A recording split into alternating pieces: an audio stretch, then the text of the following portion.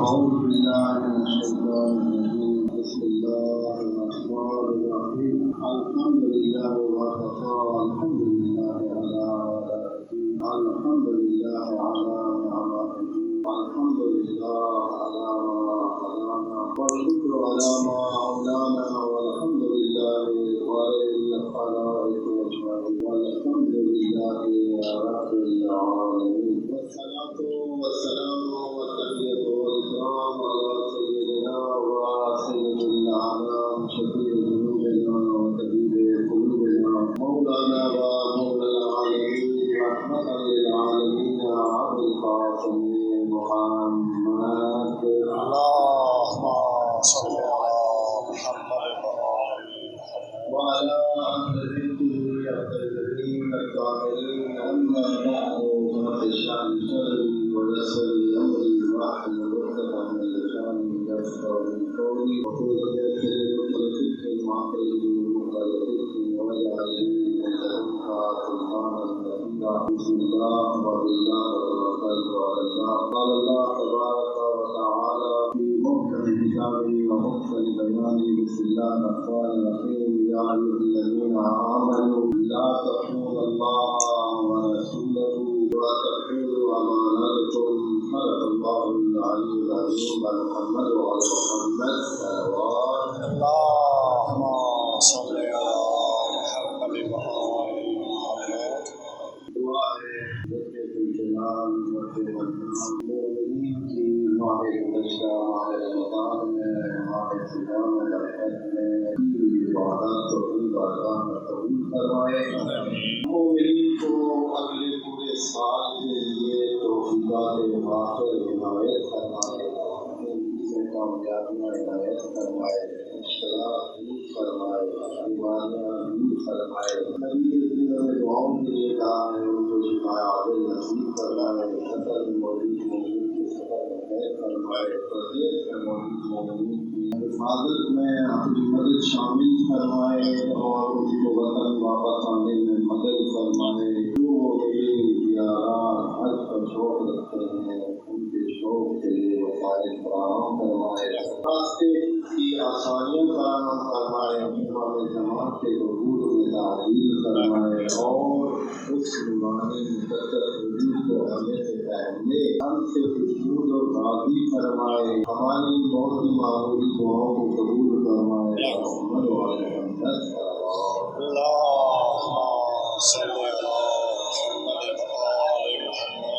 سورہ انفال میں سے ایک آیت مومنین کی خدمت میں ایک حصہ تلاوت کیا ہے. یا ایھا الذین آمنوا. قرآن کے بارے میں مومنین کے سامنے یہ بات عرض کی جا رہی ہے. قرآن توجہ طلب کتاب ہے. تھوڑی سی اس کو توجہ دینی چاہیے. یاد رکھیں اچھا ہو کہ قرآن کو زندگی کا محور بنائیں. قرآن کتاب حق ہے. کتاب حقیقت ہے. حق سے مراد حقیقت ہے یعنی جو اس دنیا کی حقائق ہیں خیالات نہیں خفیات نہیں وہ باتیں جو ہم نے کی ضرورت رکھی وہ نہیں. وہ حقائق وہ حقیقتیں جو ہیں ان کے بیان کرنے والا ان کو پیدا کرنے والا ہے. ان کا مالک ہے. وہی چلا رہا ہے. وہی رب ہے. اسی کے اندر ہے. اسی نے بیان کی ہے تو وہ حقیقت کا مبین ہے. ہمارے اور آپ کے جتنی بھی معلومات ہو رہے ہیں جتنی بھی انسان کی معلومات ہو رہے ہیں وہ ایک حصہ حقیقت کا تو ہو سکتا ہے. تمام میں حقیقت نہیں ہو سکتی. اسی لیے جتنے بھی سائنسدان ہیں جتنی بھی انہوں نے ترقی کی ہے جتنی بھی باتیں کی ہیں ایک پوری بات یا ایک فائنل بات آج تک سائنس میں نہیں ہو سکتی. فائنل بات سائنس نے کبھی بھی نہیں بتائی کہ یہی فائنل ہے اور اس کے بعد بھی سب فن اب اس کے بعد کوئی اور بات نہیں ہوگی. کوئی سائنسدان اس کا دعویٰ نہیں کر سکتا ہے نہ کرتا ہے.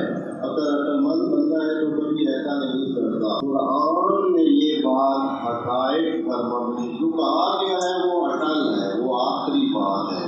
وہی ہوگا جو کہا گیا ہے. اس لیے قرآن کتاب حقیقت ہے. اور ممکن ہے ذہن میں جاتا ہے کہ یہ مذہبی کتاب ہے دینی کتاب ہے. آخرت کے مسائل خدا کے مسائل ان چیزوں کے لیے ہے اور اس کا دنیا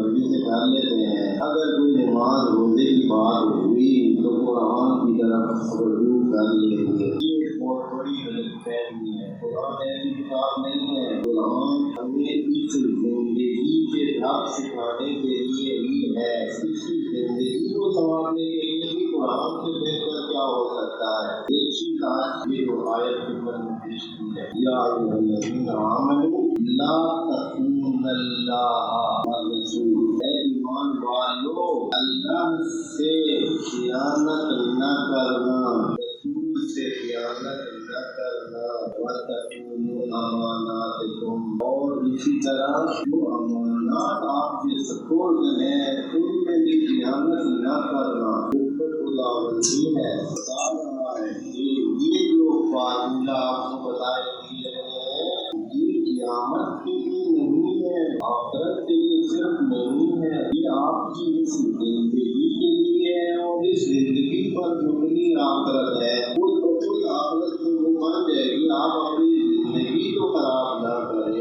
زندگی کو سنواریں، زندگی کو بہتر کریں. انسانی معاشروں میں انسانوں کی قدر اور قیمت کس سے معلوم ہوتی ہے؟ اگر آپ کسی کی قیمت لگانا چاہیں، کسی کی شخص کی، پورے جہان میں تاریخ میں انسانوں میں یہ چیزیں ہوتی ہیں. انسانوں کی ویلیو ہوتی ہے، انسانوں کی شخصیت ہوتی ہے، اس کی قیمت ہوتی ہے. انسانوں کی قیمت کا جو معیار ہے وہ کیا ہے؟ بہت ساری چیزیں آپ بھی بتا سکتے ہیں. علم بھی ہو سکتا ہے، ثقافت بھی ہو سکتی ہے، کرامت بھی ہو سکتی ہے، مدد بھی ہو سکتی ہے، اور بھی کئی چیزیں ممکن پہلوانی آپ کہیں کسی کی شجاعت، کسی کی بہت ساری چیزیں ایسی ممکن ذکر کی جائیں جو انسان کی شخصیت بنانے کے لیے، جو انسان کی شخصیت. لیکن اگر ان تمام چیزوں میں ایک چیز نہ ہو اور وہ ہے امانت داری، انسان امین نہ ہو، بڑا ہی شجاع ہے، آپ کہتے ہیں کسی کو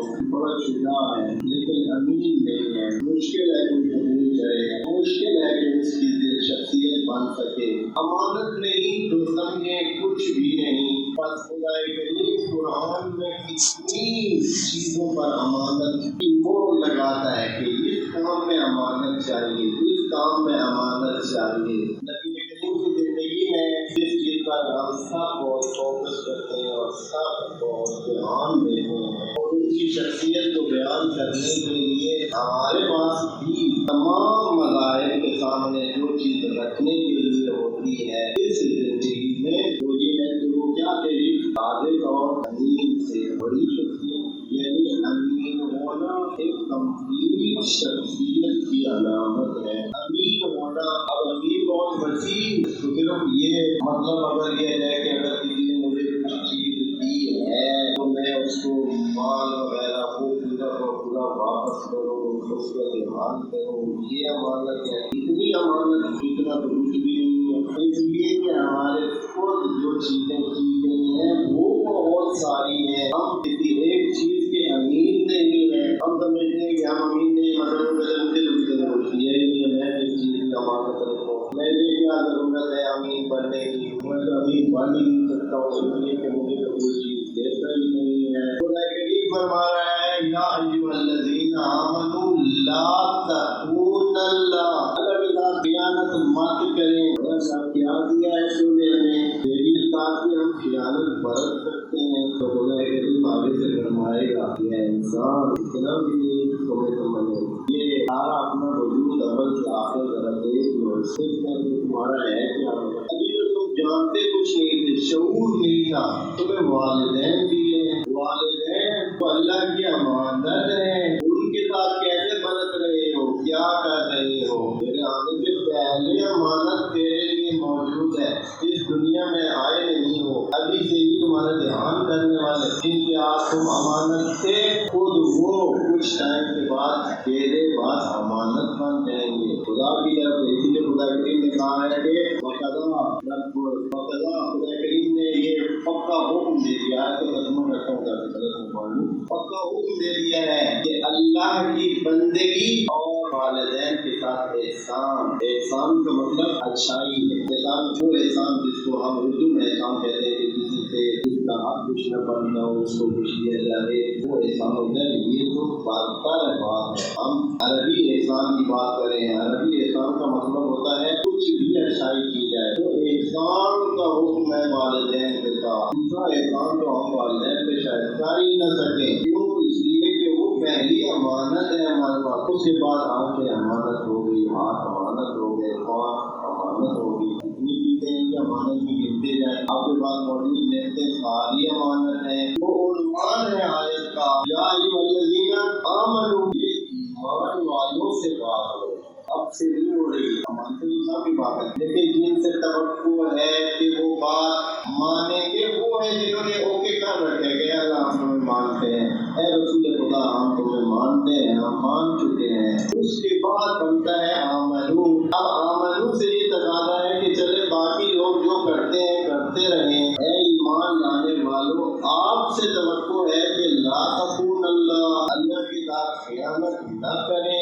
یہ اتنا بڑا سوال ہے ہمارے سامنے کہ ہم واقعی ایسے ہیں، کر رہے ہیں، اور پھر اس کے جو معاشرتی نتائج ہیں وہ کتنے زیادہ ہیں۔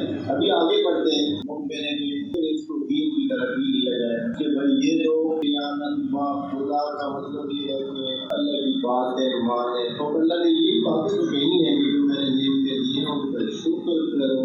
شکر کا مطلب بھی دوبارہ عرض کر دیتا ہوں جوانوں کے لیے، شکر کا مطلب کہتے ہیں کہ خدا کریم نے جیسے فرمایا ہے وَلَئِن شَكَرْتُمْ لَأَزِيدَنَّكُمْ، اگر شکر خدا کرو گے تو نعمت تمہاری بڑھاؤں گا۔ تو کہتا ہوں میں تو بہت شکر کرتا ہوں، شکر خدا کی تسبیح پڑھتا ہوں، سجدے میں بھی جاتا ہوں، کہتا ہوں شکر للہ الحمدللہ۔ یہ یہاں ایک بریکٹ میں تسبیح کرتا جاؤں، بعض بار سجدے شکر میں سنتا ہوں مومنین کہہ رہتے ہیں شکر للہ شکر للہ شکر للہ، شکر للہ نہیں ہے، شکر للہ۔ اس طرح عربی میں سجدے شکر میں یہ کہنا چاہیے شکر للہ جو بعض اوقات پتہ لگتا ہے یہ لفظ اپنا ٹھیک ہے۔ تو کہتے ہیں کہ ہم شکر خدا کرتے ہیں سجدے میں، ہماری نعمتیں بڑھ ہی نہیں رہی ہے، خدا کریم کی گارنٹی اور پھر وہ کام نہ ہو، حیرت کی بات ہے۔ شکر خدا کرتے ہیں پھر بڑھ نہیں رہا ہے، اس لیے کہہ رہا ہوں کہ اس کا مسئلہ اتنا عام ہے۔ پہلی دعا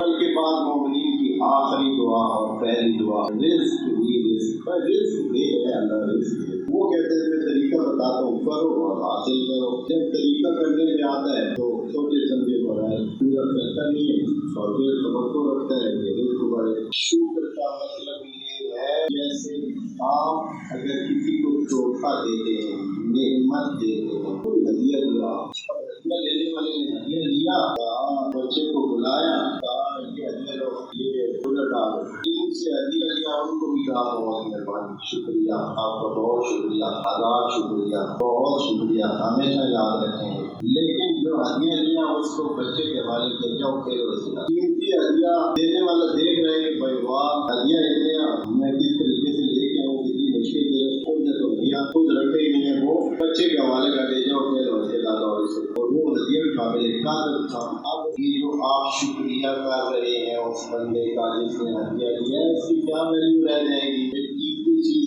جو اس نے آپ کو ہدیہ دی تھی، مثلا کتاب دی تھی، اور کتاب آپ نے دی، بچے کا دیا، بچہ اس کو ہوتا ہے کھیلنا ہے تو کھیلو اس کے ساتھ۔ اب وہ بندہ جس نے ہدیہ دیا تھا اس کے بعد کبھی آپ کی طرف ہدیہ لے کر آئے گا؟ کبھی بھی نہیں آئے گا۔ لیکن اگر آپ نے اس ہدیے کی ویلیو کی، قدر کی، آپ نے وہ لیا، اس کو کہا شکریہ، ساتھ ہی اس ہدیے کو سینے سے لگا لیا کہ یہ کتاب ہے، بہت مہربانی، یہ تو ہم نے پڑھنی ہے، کب سے ہم دیکھ رہے تھے کہ ہمیں اس قسم کی کتاب ملتی، بہت ہی مہربانی، میں آج سے ہی اس کو اپنے مطالعے کے اس میں رکھوں گا اور مطالعہ شروع کروں گا، اور انشاءاللہ میں مطالعے کا نتیجہ بھی آپ کو بتاؤں گا۔ پھر وہ دینے والا کیا سوچے گا؟ وہ کہے گا یار یہ بہت اچھا آدمی ہے، اس نے تو قدر کی، اس نے میرے اس کی صحیح سے جس نے میں نے دی اس کی قدر کی ہے، وہ کہے گا کہ میں اس کے لیے ایک اور کتاب بھی دوں گا۔ یہ انسانوں کا رویہ ہے، خدا سے آپ کیا انداز رکھتے ہیں توقع؟ اگر آپ اس کی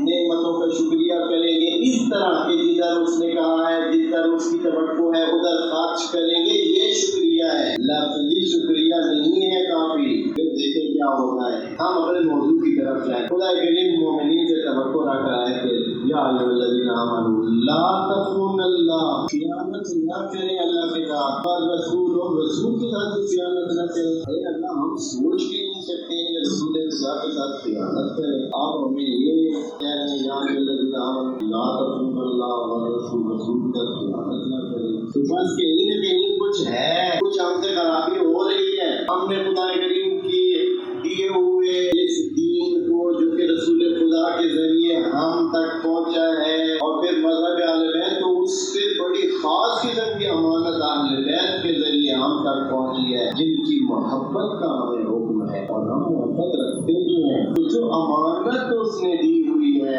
اس پر کتنے ہم کاربند ہیں، اس امانت کو کتنا دھیان کر رہے ہیں۔ کیا ضرورت پڑی ہے خدا کو یہ آیت قرآن میں رکھنے کی، یا ایھا الذین آمنوا لا تخونوا اللہ، اللہ سے خیانت نہ کریں، رسول خدا سے خیانت نہ کریں۔ تیسری جگہ جا کے کہا وتخونوا اماناتکم، اور وہ جو آپس کی اپنی آپ کی امانتیں ہیں ان میں بھی خیانت نہ کریں۔ آپس کی امانتوں کا حکم تیسرے درجے پر رکھا ہے۔ یہ مت خیال کوئی کرے کہ یہ جو ہے وہی جو امانتیں ملتی ہیں وہی سمجھے کہ خدا کی امانت ہے، رسول کی امانت ہے، ایسے نہیں ہے۔ خدا کی امانت وہ جو ہمیں پیدا کیا، ہمیں سب کچھ دیا، یہ جہان خدا کی امانت ہے۔ یہ جو انوائرمنٹ صاف ملتا ہے، یہ جو درخت ہے، یہ جو پانی ہے، یہ امانت ہے۔ ہم کہتے ہیں چلو پانی تو مفت ملتا ہے، لگا ایسے ہو سکتا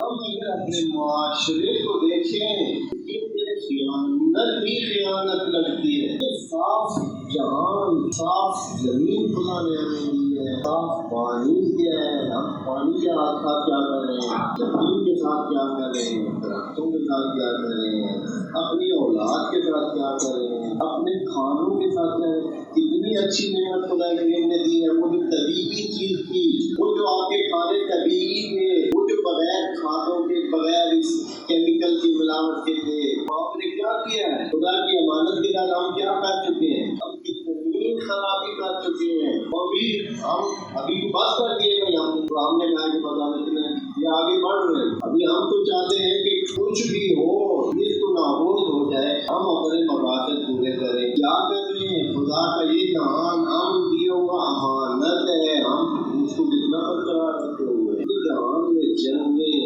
کتنی خرابیاں، خون خرابہ۔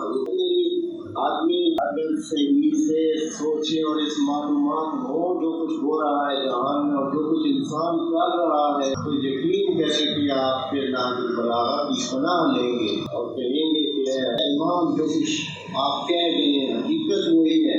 امام کہہ گئے کہ یہ دنیا اتنی ویلیو نہیں رکھتی ہے جتنا کہ ایک بھیڑ کے ناک سے بہنے والا پانی ہے۔ وجہ یہی ہے کہ ہم اپنی اس امانت کی امانت داری انسان نہیں کر رہا ہے۔ کس موضوع کو آپ سامنے رکھیں، کسی کو بھی رکھیں، انسان بہت خراب کر چکا ہے اپنی امانت دی ہوئی امانت کو، اب بڑھتے جا رہا ہے۔ اس کی سزا بھی شعور انسانوں کو مل رہی ہے۔ پورا جہان عذاب میں ہے، ایک قسم کا عذاب، نقلی چیزوں کا عذاب، کھانوں کا۔ اب حیرت آپ کو ہوگی یا نہیں ہوگی، ابھی اسی مسجد میں کتنی کرسیاں ہیں جن پر بیٹھ کر ہمارے مہمانین بات کرتے ہیں، کیا ہو گیا ہے، کیا کیا ہے ہم نے؟ اپنے بعض اوقات کے لیے بزرگ تو ہیں، ایک عمر کے بعد کچھ نہ کچھ فرق پڑتا ہے، مجبور ہیں، یہ مہمانین کی مجبوری ہے، یہ نہیں کہ میں ان کو کہہ رہا ہوں کہ لوگوں کی پڑتے کر نہیں سکتے ہیں۔ وجہ یہ ہے کہ ہم پیچھے سے جو لے کے آ رہے ہیں جہان، زمین کو ہم نے اتنا خراب کر دیا ہے، کھانوں میں کوئی طاقت نہیں ہے، ہمارے جسم ناکارہ ہو چکے ہیں، بیکار ہو چکے ہیں، کام ابھی وہ نہیں رہا ہے، سلسلہ ختم نہیں کرتے جتنا کرنا چاہیے، یہ مجبوریاں بنتی جا رہی ہیں۔ وجہ یہ ہے کہ الذین آمنوا لا تخونوا اللہ ورسولہ، خیانتیں چھوڑیں، خیانتیں نہ کریں اللہ کی دین میں، اس زمین کے ساتھ، پانی کے ساتھ، انوائرمنٹ کے ساتھ، انسانوں کے ساتھ، اپنی طبیعت کو مت تبدیل کریں، لیکن ہم لگے ہوئے۔ اور اس کا نتیجہ کیا ہے؟ خدا کریم نے کہا ہے کہ